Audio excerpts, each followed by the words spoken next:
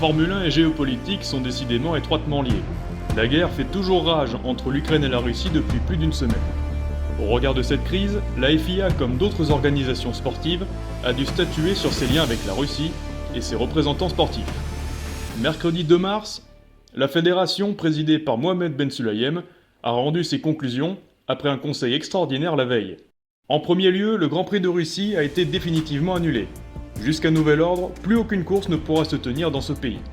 Reste à savoir quel Grand Prix pourra remplacer la Manche de Sochi. On parle pour l'instant de Portimao au Portugal. La deuxième conséquence concerne directement les pilotes russes et biélorusses. En l'occurrence, ils sont autorisés à courir et Nikita Mazepin, pensionnaire de Haas, peut courir cette saison.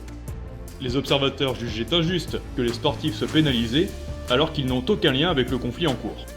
Les sportifs de Russie et Biélorussie devront toutefois se soumettre à plusieurs conditions. Ils devront courir sous bannière neutre, estampillée FIA, et s'engager à l'acceptation des valeurs de paix, sans parti pris politique. Pour Nikita Mazepin, tout n'est pas acquis. L'équipe Haas s'est dévêtue des couleurs russes du sponsor Uralkali. Les voitures sont devenues blanches durant le 3e jour des essais de Barcelone.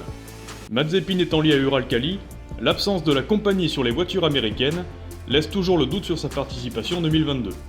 Le championnat à venir n'est pas menacé à l'heure actuelle, mais depuis 2020 et la pandémie de coronavirus, les événements semblent s'accélérer. Le conflit aura certainement d'autres effets à venir sur le sport. L'actualité détaillée est à retrouver sur notre site motorsinside.com.